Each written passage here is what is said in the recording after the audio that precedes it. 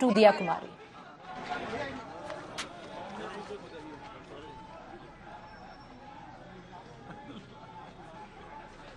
All right, so, it's how the cadre would be a little bit surprised as well, Paulomi. You were there in Madhya Pradesh yesterday where suddenly Dr. Mohan Yadav's name was announced and the cadre was also a little taken aback trying to figure out some of them on who he was. And similarly in this case, because all the front runners, the names of Baba Balaknath, Gajendra Shekhawat, Ashwini Vaishnav, all of them aside, and a name who is a commoner kind of a cadre organizational man fighting his first election is now the head of the state.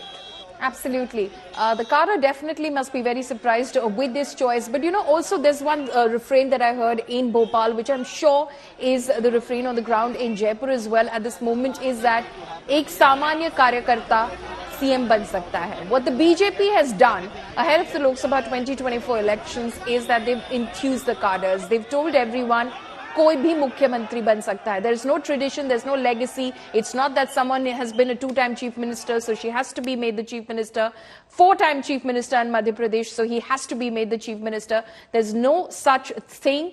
We are going to break the mold. We are going to bring in fresh faces. We are going to ensure that there is a generational shift. We are going to ensure that people who are working on the ground for us, who've been doing so silently without, claiming any credit for it, without being out there in the media. He's the general secretary of Rajasthan BJP.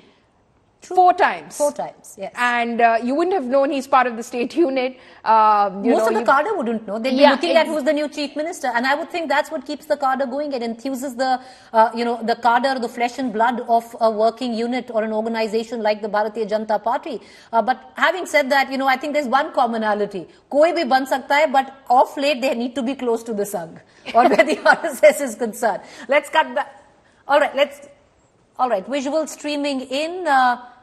Observers leaving. Observers, yeah. Those are the observers who are now leaving. It was a quick announcement. Now, when will be the coronation? That is what remains to be seen, because as of now, in technical terms, viewers, Bhajan Lal Sharma is the CM designate until he takes oath as the chief minister. But let's cut across back on ground. Jai Kishan and Dev Ankur Vadhavan, both of them joining us.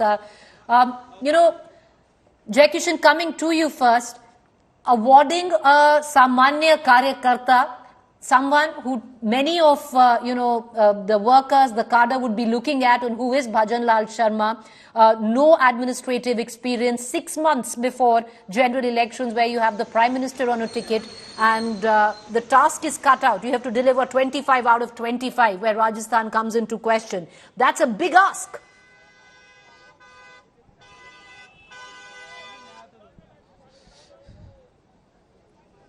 All right, we don't seem to have Jai Kishan. Dave, would you want to take that question? Can you hear me, Preeti? Yes, we can. Go ahead. Right.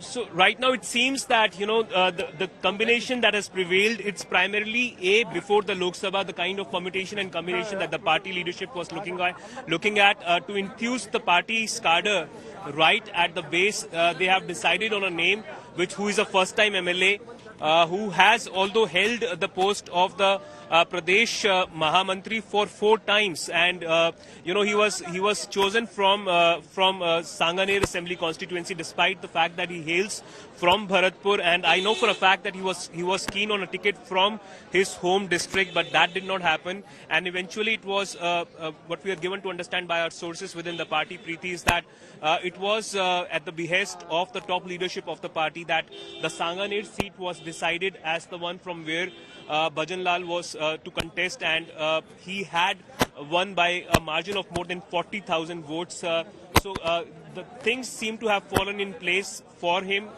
He is considered close to the Union Home Minister Amit Shah, and in the scheme of things, in the aftermath of Mohan Yadav and Vishnu Deosai being anointed in MP and Chhattisgarh, it seemed that someone who had a background primarily of the RSS Sangh and someone who had a strong hold on the organization of the party is something which the party was looking at. And the governor house is hardly about a kilometer away from where the BJP Thing is, that's the news that we're breaking today. Vasundhara Raje Scindia and the Chief Minister designate Bhajan Lal have head to the governor's house. Bhajan Lal to stake claim as Chief Minister. It's interesting, Paulumi, that he's being chaperoned by Vasundhara Raje Scindia. Well, yes, yesterday as well, of course. Then, of course, at that point of time, Shivraj Singh Chauhan went in first because he had to tender in his resignation. But the central observers were present as Mohan Yadav staked claim to form the next government in Madhya Pradesh. But very interesting that all three have left in one vehicle. They're headed straight to the governor house. And those images already coming in. Go ahead, Paulumi. Right. You see in those images, of course, Kalraj Mishra there. The governor, and you see Bhajan Lal Sharma in those pictures, and you see the Deputy Chief Minister designate as well, Diya Kumari, Prahlad Joshi, who's the Rajasthan in charge for election in charge for the Bharatiya Janata Party. He, of course, again has a tremendous success record now for the Bharatiya Janata Party after delivering Uttarakhand. For the Bharatiya Janata Party has delivered Rajasthan as well. Rajnath Singh, of course, the central observer who's present over there. So Bhajan Lal there officially meeting with the governor and staking claim to form the next government of Rajasthan. It's only now awaited when that swearing-in ceremony will take place. But already top party sources telling our colleague Jai Kishan that expect new, fresh faces in the state cabinet of Rajasthan. Obviously, there are a lot of fresh faces already. In midst of all of this, this is a bunch of fresh faces in any case. But Paulumi and, if Jai Kishan is also with us, what happens to Vasundhara Raje Scindia? Many would think that maybe her people would be accommodated in the cabinet. Will that happen? Because she's sitting there. But right now, Vasundhara Raje Scindia is no more than an MLA in Rajasthan. And has she been given any assurances? All cameras have been practically... She's still the vice president of the Bharatiya Janata Party, but that's a token position. That's tokenism. When it comes down to, what is right now in terms of at least what she had wanted. Have any assurances been given to her is the big question, because Rajnath Singh was locked in conversation for a fair while before they came in to announce the name. Diya Kumari there, the Deputy Chief Minister. It's interesting because these two women in one frame, and as journalists, as political analysts, so much has gone down in print and on television screen to discuss, Paulumi, that how Diya Kumari is being projected as a parallel to Vasundhara Raje Scindia by the Bharatiya Janata Party. Well, yes, a lot of ink has been spent writing about Diya Kumari and her political background, how she, emerged into politics, contested Rajasthan Assembly elections in 2013, 2019. 2018, she refused to contest the Rajasthan Assembly elections. Then 2019, she was, of course, projected by the BJP for the Lok Sabha elections from Rajasthan, and then, she became a member of parliament. But, I'm just looking at her body language. Of course, she's not on our screens right now, but earlier when we were looking at it, she doesn't look too happy. I think she wanted to be CM.